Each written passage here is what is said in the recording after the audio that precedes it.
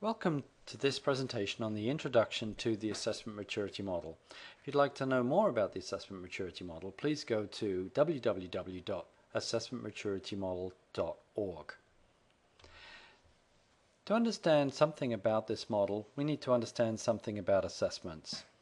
And in this context, we're thinking about assessments as quizzes, tests, exams, surveys, appraisals, and these types of assessments measure knowledge, skills, attitudes, learning outcome, and performance.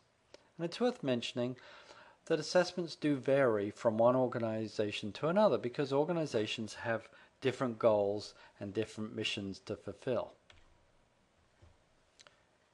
Assessments should always provide the right kind of stimulus to gather the evidence and then provide the right analysis to the right person at the right time with a meaningful presentation of results. That's the goal of these kinds of assessments.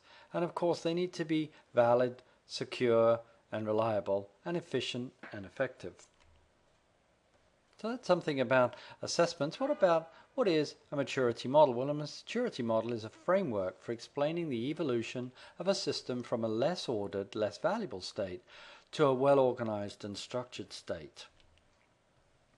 I want to recognize all of the best practices that already exist. Learning design and assessment principles and practices have been developing for many, many years.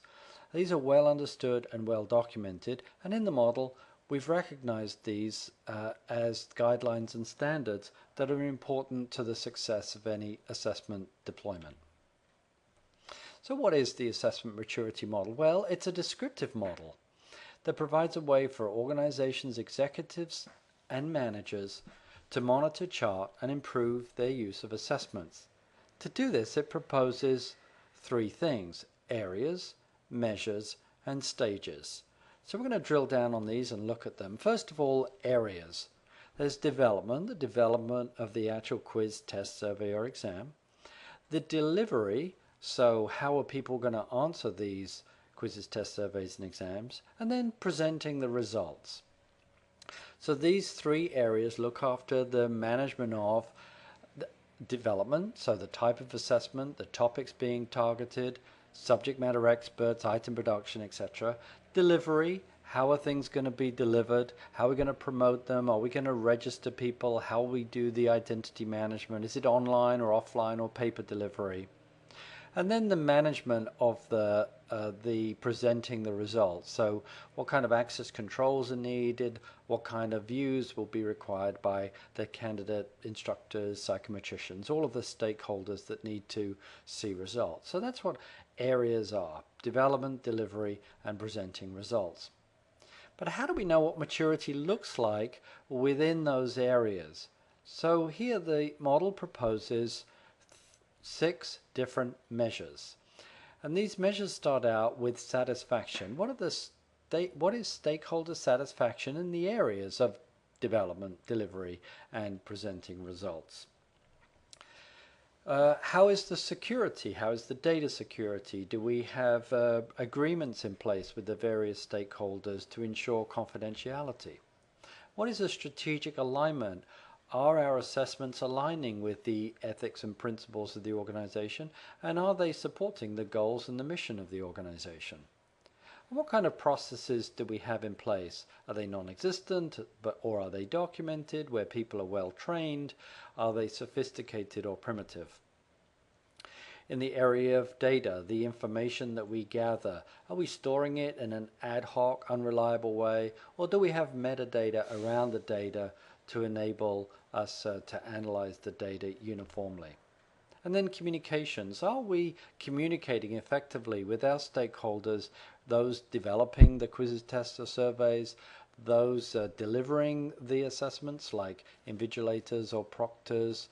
Are we communicating with the candidates or the respondents? How well are we communicating with these people? And then presenting results. So are we communicating effectively with those stakeholders that consume the results?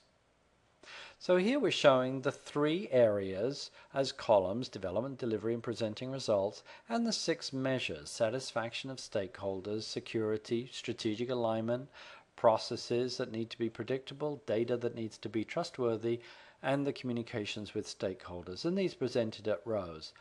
So as an organization, we might just target to deliver to measure one particular cell, or we might decide to measure every cell, depending on the organizational goals and the mission that we're trying to complete. By measuring within the areas, these 6 measures that I've described, we can determine where we are. And by knowing where we are, we can then target where we want to be to enable us to reach higher standards. Within the assessment maturity model, there are 4 phases that are defined. One is ad hoc, where assessments are only delivered reliably and effectively by the heroics of experts, people that really believe in assessments, and they assist with the construction, delivery, and presenting results.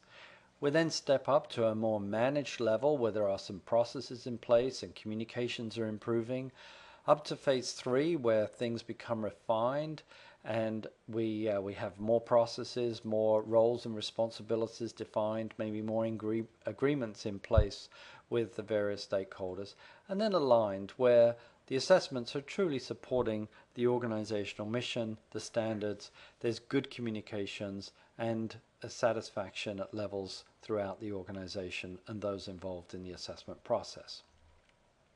So again, the main principles apart from those phases are the areas and measures, the areas, development, delivery, and reporting results, and the 6 measures. Again, if you'd like to learn more about this, please go to the assessmentmaturitymodel.org, and we have a blog at blog.assessmentmaturitymodel.org. Thank you very much, and I hope this was useful.